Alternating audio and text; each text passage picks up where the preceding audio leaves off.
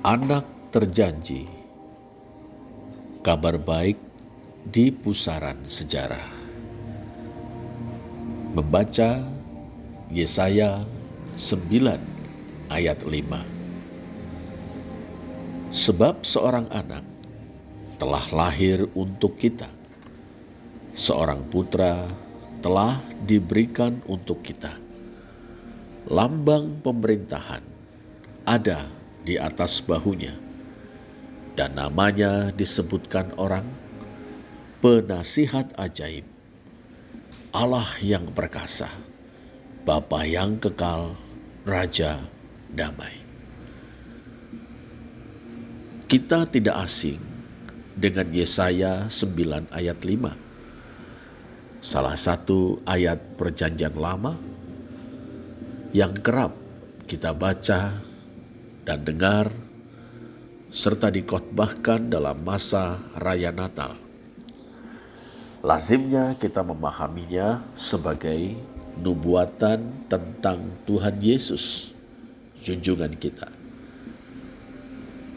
Dalam kesempatan ini, saya ingin mengajak kita semua untuk menempatkan Yesaya 9 ayat 5 dalam latar sejarah, sebelum kemudian menghubungkannya dengan panggilan kita sebagai kaum beriman pengikut Tuhan Yesus Kristus. Penasihat ajaib Pele Yoetz. Di panggung politik dunia kala itu, Israel dan Yehuda bukan apa-apa. Berhadapan dengan negara adik kuasa Asyur yang sedang gencar memperluas wilayah kekuasaan, keduanya berusaha mati-matian bertahan hidup. Keduanya menempuh jalan yang berbeda. Bersama Aram, Israel membentuk fakta pertahanan untuk membendung serangan Asyur. Mereka mengajak Yehuda untuk bergabung. Di bawah pemerintahan Raja Ahaz, Yehuda menolak ajakan tersebut. Baginya, bergabung melawan Asyur bukan pilihan yang realistis. Dengan mudah, Asyur akan melibas mereka. Sementara Yehuda mempertimbangkan jalan lain, aliansi Aram Israel mengumumkan perang terhadapnya. Situasi tersebut mendorong Ahaz untuk menghadap Tiglath-Pileser, Raja Asyur, untuk mohon bantuan.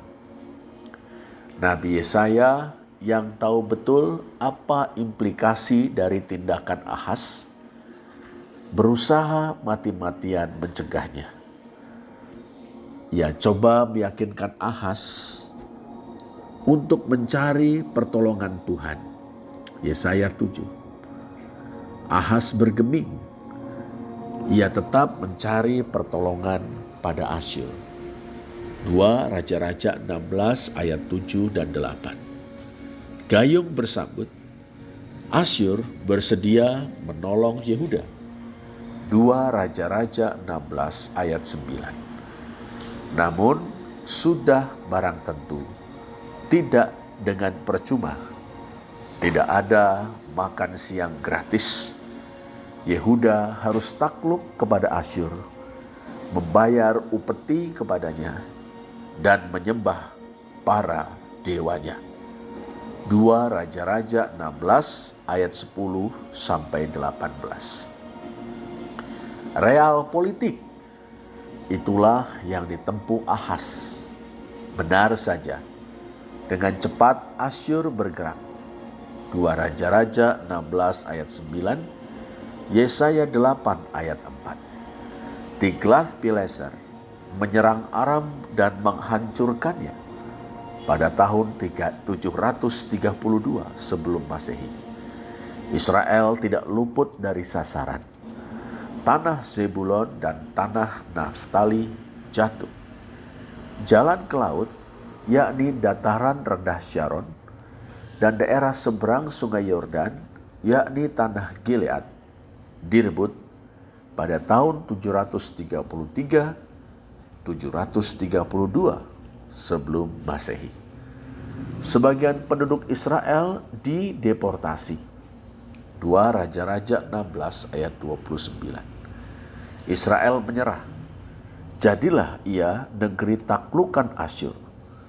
Hampir 1 dekade kemudian, di bawah pimpinan Raja Hosea, bukan Nabi Hosea, Israel bangkit melawan untuk kemudian ditenggelamkan ke dasar samudra sejarah.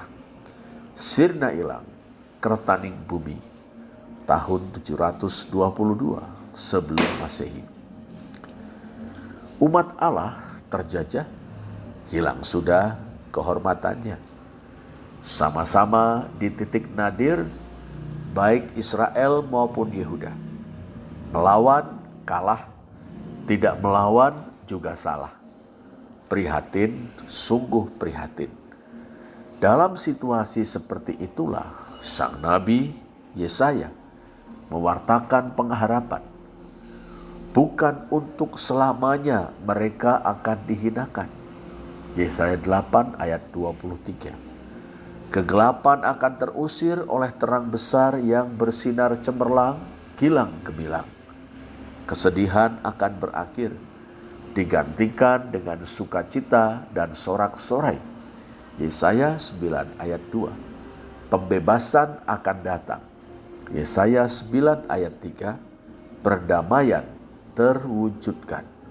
Yesaya 9 ayat 4. Bagi Yesaya, pengharapan itu dimeteraikan dengan kelahiran seorang anak. Anak laki-laki. Sangat boleh jadi anak itu adalah putra Raja Ahaz, Hizkia, yang dilahirkan di tengah krisis. Yesaya melihat anak itu sebagai tanda bahwa Allah akan berbuat sesuatu bagi umatnya. Di antaranya, Allah akan bertindak sebagai penasihat ajaib alias keajaiban yang menasihati, Pele Yoes.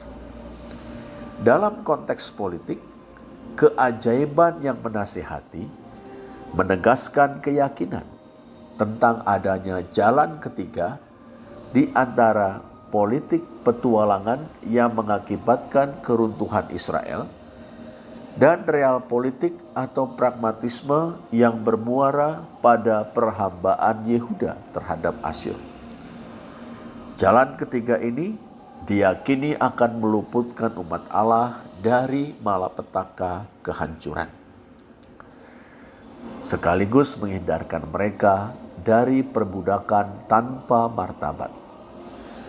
Jalan ketiga ini juga diyakini akan memulihkan kehormatan umat Allah, baik Israel maupun Yehuda.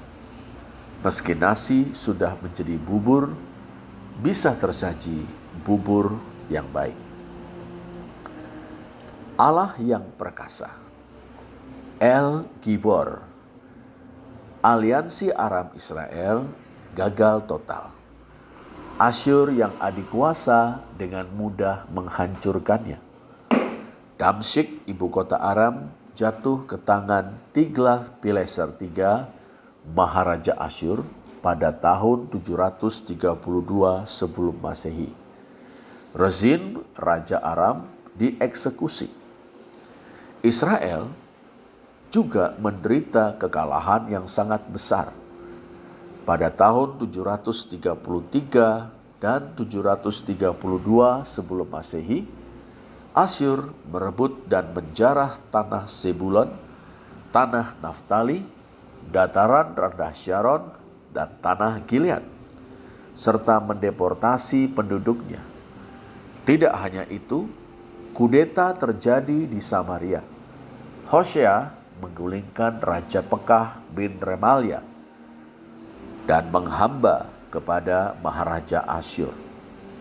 Beberapa tahun kemudian, dengan matinya Tiglath-Pileser III, tahun 727 sebelum Masehi, Hosea berusaha memerdekakan negerinya dengan bantuan Mesir.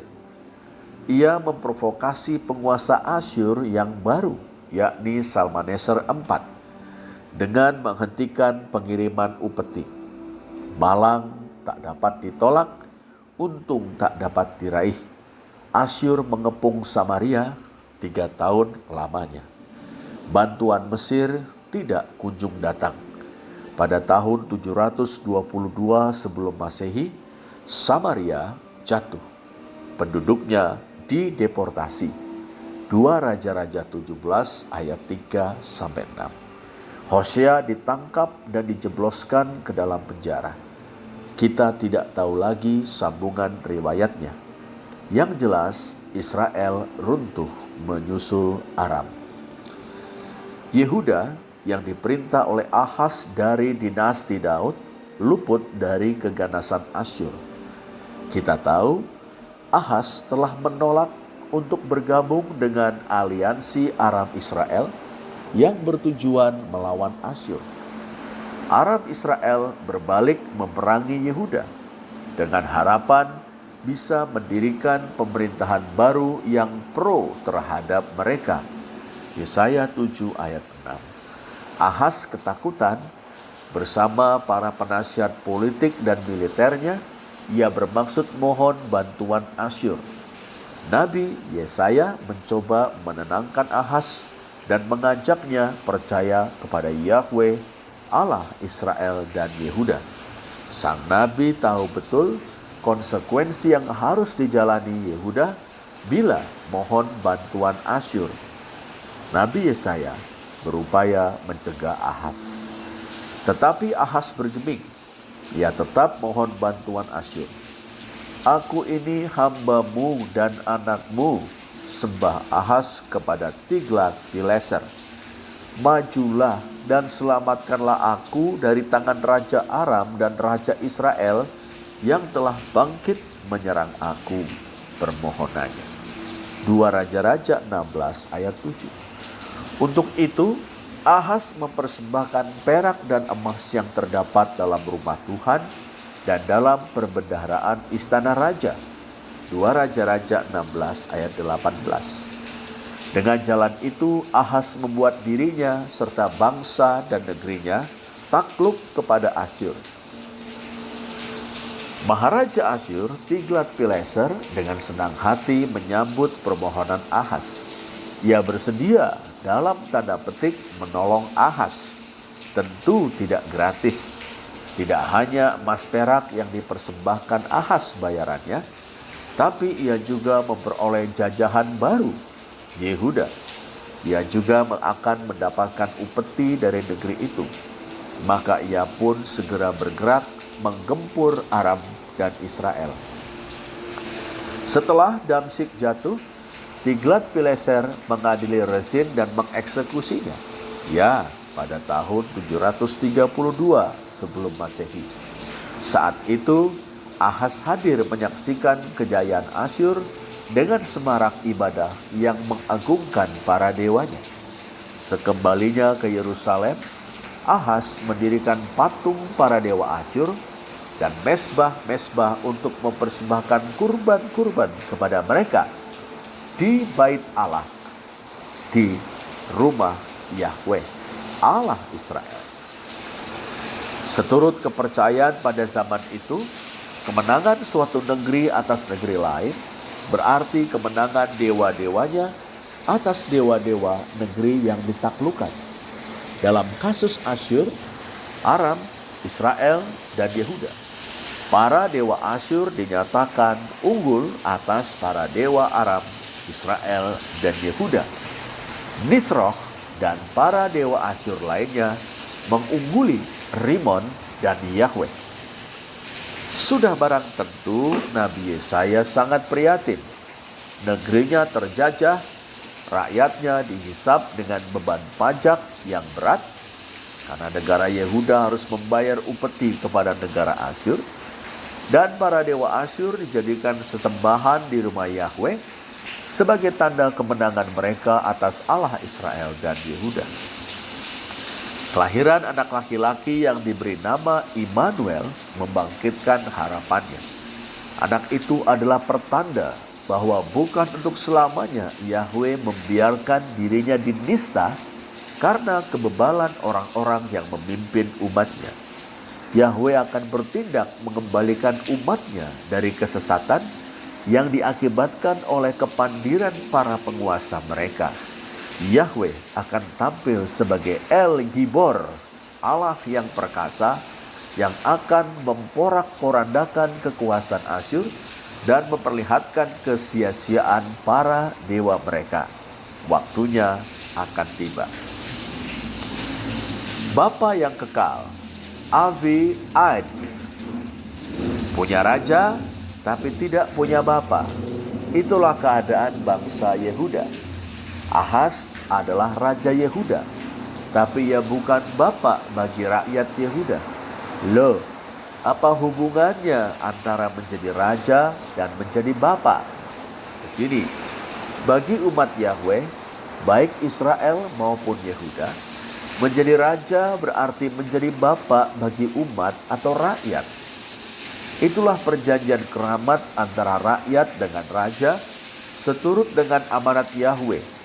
Raja harus melindungi rakyatnya dari ancaman musuh yang datang dari luar.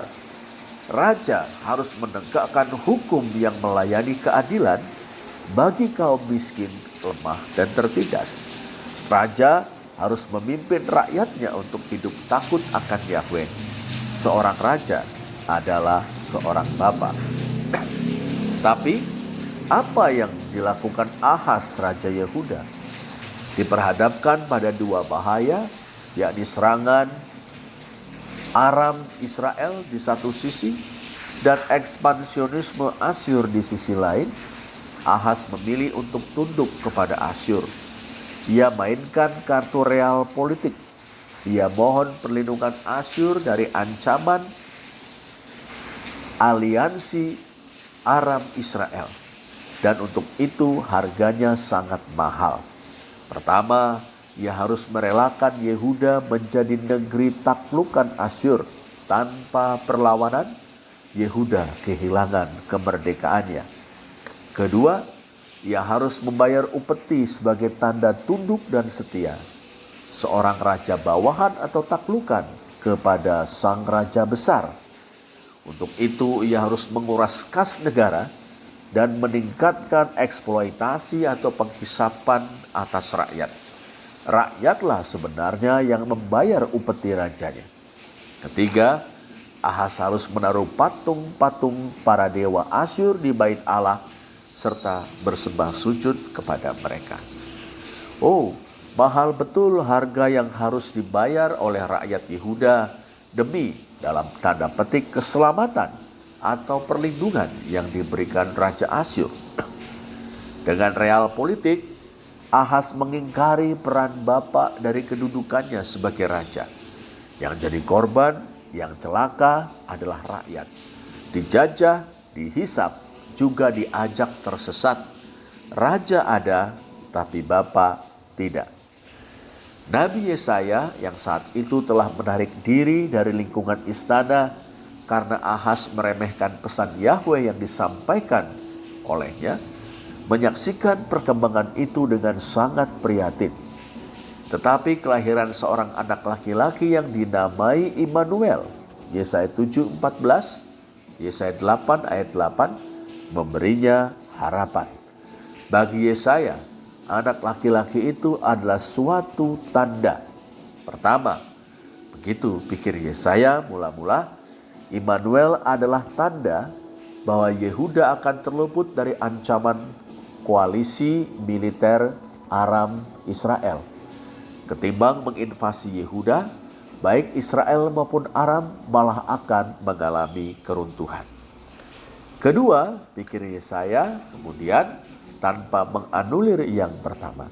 Saat Yehuda sudah jadi taklukan Asyur, Immanuel adalah tanda bahwa Yahweh akan mengambil peran yang gagal dijalankan Ahas, yakni menjadi bapa bagi umatnya, rakyat Yehuda. Yahweh akan melindungi umatnya. Yahweh sendiri akan memerdekakan mereka. Yahweh akan menegakkan hukum. Ia akan memberikan keadilan, pembelaan bagi mereka yang miskin, lemah, dan tertindas. Yahweh akan membawa kembali umatnya dari jalan kesesatan yang telah mereka tempuh akibat real politik raja mereka. Dalam pengharapan Yesaya, kebapaan Yahweh atas umatnya akan berlangsung untuk seterusnya. Yahweh adalah Avi Ad, Bapa yang kekal bagi mereka. Memang kekecewaan Yesaya kepada Ahaz tidak lantas membuatnya menolak institusi kerajaan di Yehuda. Baginya, Ahaz memang sama sekali tidak bisa diharapkan. Tetapi, tanpa menolak institusi kerajaan, Yesaya melihat kepada Dia, Allah yang sepenuhnya dan seterusnya bisa diharapkan dan diandalkan. Yahweh, Allah Israel. Yahweh, Allah Yehuda. Yahweh, Allah umatnya. Raja damai, Sar Shalom. Perdamaian. Shalom, kata yang indah. Siapa yang tak suka? Tapi kenyataan dalam tanda petik perdamaian sering tak seindah istilahnya. Betapa tidak? Coba saja, dalam begitu banyak kasus, perdamaian adalah soal kekuasaan. Dalam suatu konflik, lebih-lebih yang menyangkut kepentingan ekonomi politik, perdamaian ada dalam genggaman pihak yang paling kuat dan atau yang keluar sebagai pemenang. Ia berhak karena menang dan berkuasa. Ia menetapkan macam mana perdamaian yang harus diberlakukan. Ia juga memaksakan syarat-syarat perdamaian untuk ditaati oleh pihak yang lebih lemah dan atau yang kalah. Kehadiran pihak ketiga sebagai penengah tidak jarang terkooptasi oleh kepentingan si kuat pemenang itu. Perdamaian yang melestarikan penindasan, penghisapan, dan marginalisasi si kuat terhadap si lemah. Perdamaian yang di satu sisi meninggikan derajat kaum kuat jaya-wijaya, namun di sisi lain membenamkan si kalah dalam kehinaan kaum pecundang. Persis itulah kiranya yang dilihat Yesaya. Berkat keperkasaan militer yang memberinya kemenangan demi kemenangan, Raja Asyur Tiglat-Pileser berhasil memaksakan perdamaian kepada negara Israel. Ya, tahun itu 732 sebelum Masehi, negara Aram sudah porak-poranda. Negara Israel terkepung setelah Asyur menggunting lembah Sharon, Galilea, dan Gad. Tiglat-Pileser memaksakan perdamaian kepada Pekah bin Remalia, Raja Israel, yang sudah tidak berdaya. Perdamaian berarti penaklukan, perdamaian berarti penjajahan, perdamaian berarti upeti, perdamaian berarti deportasi, perdamaian berarti terinjak-injaknya harkat dan martabat kaum yang lemah dan yang kalah. Yehuda kelihatannya lebih baik. Tak usah negara kecil itu tenggelam di sungai darah seperti yang dialami oleh dua negara tetangganya. Real politik Ahaz telah menghindarkan negara itu dari maha bencana. Tapi toh mereka juga harus menerima syarat-syarat yang didiktekan Asyur. Tengok, Yehuda menjadi jajahan Asyur. Yehuda harus membayar upeti dari hasil memeras rakyat. Yehuda harus menyembah para dewa Asyur. 11-12 setali 3 uang. Mereka dalam tanda petik menikmati perdamaian sembari menghirup udara penindasan di dalam kerangkeng raksasa penjajahan. Sesungguhnya Raja Asyur telah menjadi raja damai, menjadi penguasa perdamaian, Sar Shalom, bagi Israel kemudian Yehuda.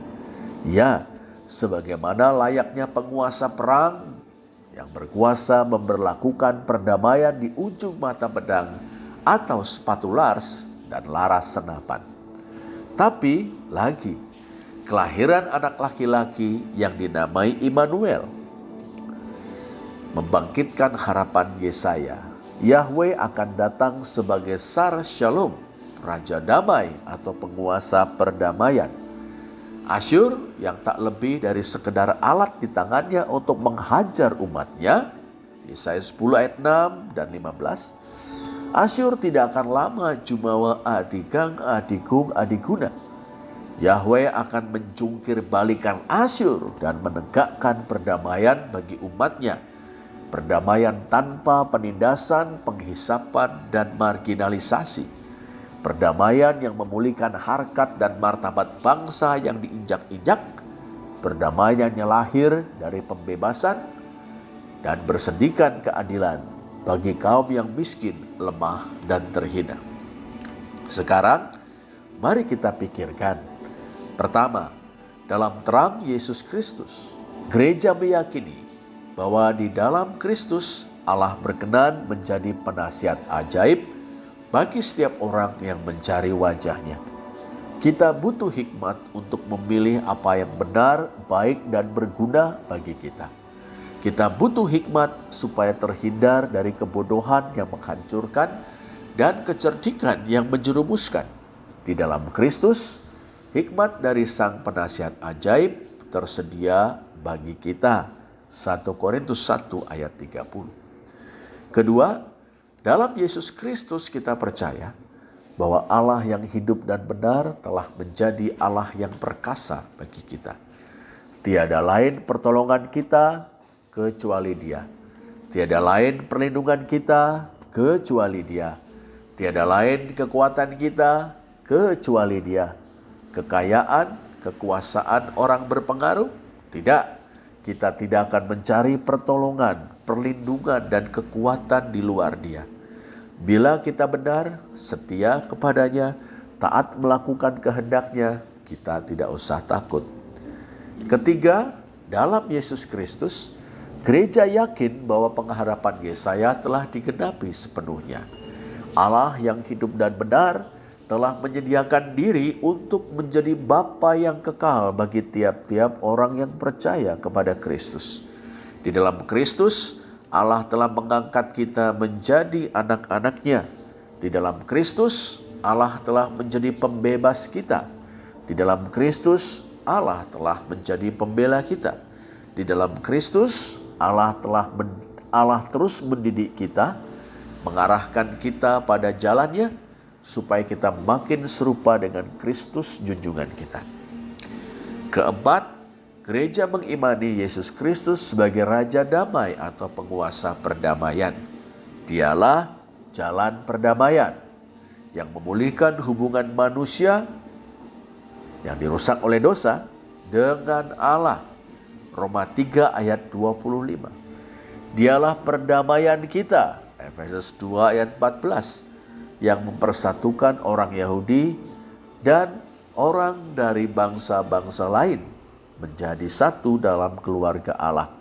Efesus 2 ayat 19. Itu semua benar, tapi kita tidak boleh berhenti di situ. Masih ada struktur-struktur yang merintangi manusia untuk hidup dalam perdamaian yang sesungguhnya. Kapitalisme yang berpuncak pada imperialisme, serta beranak pinak rasisme, bencana ekologis, komodifikasi seksualitas, baik dalam bentuk iklan, prostitusi maupun pornografi, pelanggengan patriarki, dan kekerasan agamawi dan rasial. Ya, kapitalisme adalah tatanan yang memaksakan perdamaian semu, yang buah manisnya dinikmati oleh segelintir orang, dan ampas beracunnya terpaksa ditelan oleh sebagian terbesar umat manusia, yakni rakyat pekerja.